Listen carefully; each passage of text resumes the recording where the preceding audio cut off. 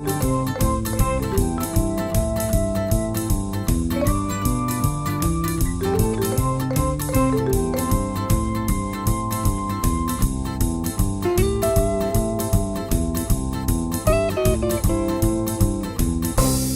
happy Friday to you and welcome to the 3-day holiday funnies.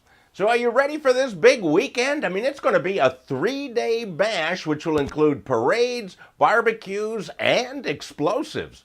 For some reason, July 4th brings out the stupid in a lot of people who like to ignite their own fireworks. They're usually recognized by partially missing digits from past celebrations.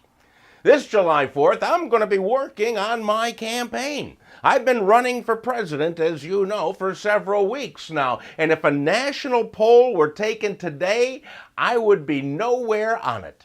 And that's just what I'm looking for. I call it my stealth campaign. I plan to sneak up on the front runners, and they're never going to know what hit them, like my gun policy. I'm a firm believer in the Second Amendment, and I think every American has the right to own a gun, just like it says in the Constitution, which was written in 1787. Therefore, I think that the guns that people can own are those that were in existence when the document was written. In other words, flintlocks. Flintlocks were good enough to win the Revolutionary War, and they're good enough for home protection. Also, drive-by shootings will be eliminated because when you stick a flintlock out the window, all the powder blows out and you can't shoot it. I know, it's genius. Well, this is just one of my many solutions to America's problems, but the characters in this week's Funnies have problems of their own.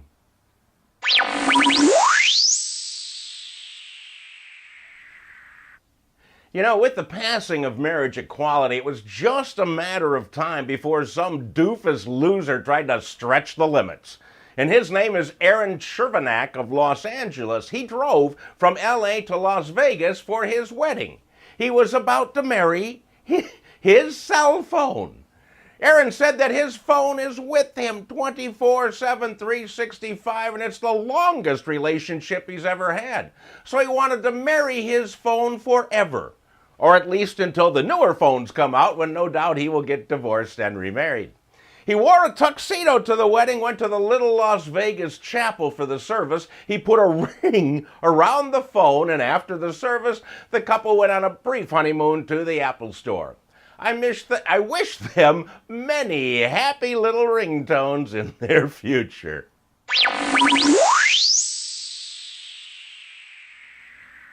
A graduation ceremony was held at Public School 178 in Brooklyn, New York, and it had pretty much a surprise ending. First of all, it was a graduation from kindergarten.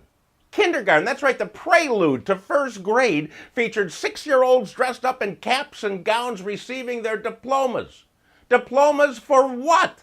For napping, nose-picking, eating paste?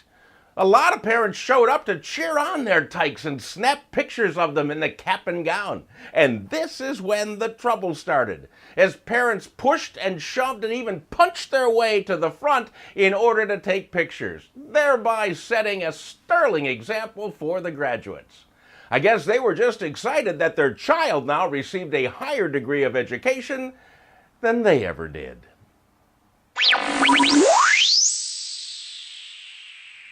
A hamburger chain in Australia is called Mr. Burger, and it is offering free burgers for life to anyone who legally changes their last name to Burger. Now, you've got to do this change before July 31st to qualify, but if you do, you will get one free burger per day for the rest of your life. That's cool, man. If I was in Australia, I would be all over this offer. Because Mr. Burger is not really a bad name to have. You know, it's better than Mr. Dairy Queen or Mr. Pizza Hut. And if they threw in free fries, I would change my first name to either Ham, Cheese, or Bacon. Well, that's it for another week, my friends. Please have a safe Independence Day. Please watch your fingers. Bring them all back with you next week. I'll see you then.